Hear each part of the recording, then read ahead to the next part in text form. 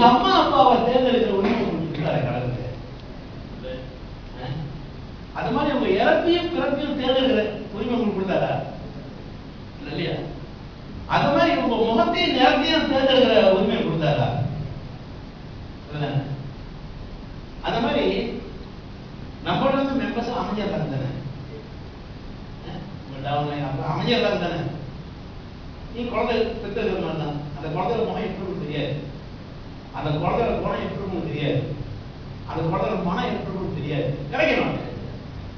ஒரு தடவை உங்கள்கிட்ட மெம்பர் ஆகிட்டு பிற்பாடு அவங்ககிட்ட கேள்விக்கல மெம்பர் ஆன பிற்பாடு அவரை பத்தி ரொம்ப ஆராய்ச்சி பண்ணிட்டு இருக்காருங்க. ஏன்னா அது வயிற்றுல பிறந்த குழந்தை மாதிரி. அண்டர்ஸ்டாண்ட்? என்ன குறைபாடு இருந்தாலும் அந்த குழந்தைகிட்டே நம்ம தூக்கி வளர்க்கணுமா இல்லையா?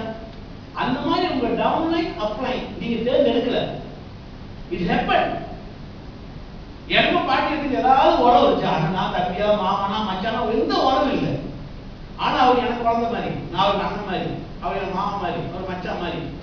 ஏன்னா எங்களுக்கு தேர்ந்தெடுக்கிற உரிமையை கடவுள் கொடுக்கல தெரியுமா? It happens that he is only in my group. அப்ப அவர் நடத்துகிற அக்கறை காட்டணுமா இல்லையா? அந்த மாதிரி யாரெல்லாம் உங்ககிட்ட மெம்பர் ஆகிட்டாங்களோ make sure you love them. ஏன்னா அவங்க தேர்ந்தெடுக்கிற உரிமையை அப்ப சிந்தனை கொடுக்கல உங்களுக்கு. Is your business associates. Correct? அப்ப you must always love him. You must always take care of him. You always respect him. எப்பயுமே அவர் நன்மைக்காக தான் நீங்க நல்லது நினைக்க ஆரம்பிக்கணும், நல்லது பேச ஆரம்பிக்கணும்.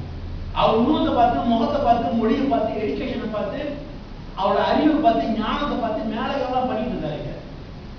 நான் தமிழ்நாட்டு தலைவர் வந்திருக்கிறாரு. என்ன பண்றீங்கன்னு நம்ம டைமண்ட் மேனேஜர் சார் வந்திருக்காரு. நான் தமிழ்நாட்டில் போறப்ப இன்னைக்கு இயற்கை இந்த பிரபஞ்சத்தின் காரணத்தால் என்னவோ இயற்கை நாளால I'm getting better and better. உங்களுக்கு தான் தெரியும் இல்லையா? So many reasons. எதுல பெட்டர் சொல்றோம்? இன்கம் மேல மோஷன் பெட்டர் தானே. நான் தமிழ்நாட்டில் போறப்ப நான் சொல்லக்கூடிய முதல் வாக்கியம் தெரியுமா? உங்கள் எல்லோருக்கும் உங்களை சந்தித்து நான் மகிழ்ச்சி அடைகிறேன்னு ஆரம்பிப்பேன். இல்ல அப்படி சந்தேகப்படுவீர்கள் நீங்க. அப்படி என்ன மகிழ்ச்சி வந்துச்சு இருக்கு நினைப்பீங்க. அது சந்தேகப்படுவீங்க. அது மரபு தெரியுமா? மரபுதான் பேசுறது. உங்களை எல்லாம் பார்த்து நான் மிகுந்த மகிழ்ச்சி அடைகிறேன் அப்படின்ட்டு மரபுக்காக பேசலாம் நீங்க நினைக்கலாம். ஆனா மரபுக்காக பேசுறாரு. உள்ளபடியே உங்களை எல்லாம் பார்த்து சந்தோஷப்படுகிறேன். ஏன் தெரியுமா? நான் சாப்பிடக்கூடிய சாப்பாட்டுக்கான உப்புக்கல்லை கொடுக்கக்கூடியவர்கள் நீங்கள் சொல்லுங்களா சார்? நீங்க எல்லாம் எனக்கு உப்புக்கல்லை தெரியுமா? உப்புன்னா சோத்துல உப்பு போட்டு சாப்பிடுறோமே. சோத்துல உப்பு என்ன ஆகும்? இல்லதானே? அப்ப உப்புன்றது வந்து சாப்பாடு தான். உப்புன்னு தமிழ்ல சாப்பாடு சொல்லுவோம். நான் சாப்பிட சாப்பாட்டுல எனக்கு சாப்பாடை கொடுப்போம். நீங்கள் தமிழ்நாடு முழுவதும் எவ்வளோ கிராமங்களை போயிட்டு எவ்வளோ பிரச்சனை கிடையில நீங்களாம் விற்கிற ஒரே ஒரு குளோரோஃபில், நீங்க விற்கிற ஒரே ஒரு கிலோ தகரா போடாதுல இருந்து அங்க வரக்கூடிய 2-3 வீதி 10 வீதி 20 வீதியில அந்த அக்யூமுலேஷன் தான் எனக்கு இன்கம் கிடைக்குது. உங்க வேலையில எனக்கு வருமானம் கிடைக்குது. உங்க உழைப்புல எனக்கு வருமானம் கிடைக்குது. உங்க உழைப்புல எனக்கு சாப்பாடு கிடைக்குமே. தமிழ்ல சொல்லுவான் உப்பிட்டவரை உள்ளளவும் நினைவு சொல்லுவான்.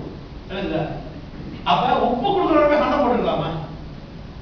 சாப்பாடு சண்டை போடலாமா? நினைச்சு பாருங்க. எத்தனை ஆரம்பத்துல நல்ல மெம்பரும் அப்படிதான் நெருக்கமா நான் சொல்றோம் இல்லையா? அது பிறகு அப்படியே சம்பளம் வருது, வேலை வருது, அவனை எடுத்து பேசணும், அவனை மட்டமா பேசணும், அவனை பத்தி புறம் பேசணும், வேதனைப்படுத்தணும், டிஸ்டர்ப் பண்றோம். தலைவர் பார்த்து சும்மா இருக்கிறா? கிடைக்கணும். ஆனா எப்பயுமே அந்த ஒரு ஃபீலிங்ல நீங்க இருக்கணும். உங்களுடைய மெம்பர்ஸ் நல்ல செய்தியா வேலை செய்திருக்கீங்க. எனக்கு என்ன ஒரு கவலை தெரியுமா? வாழ்க்கையில ஒரு கவலை எனக்கு இருக்கு. நான் வந்து இயற்கை நல்லா அடிக்கடி இயற்கை நல்லா கடவுள் ஆண்டவர் நல்லா சொல்றாங்க.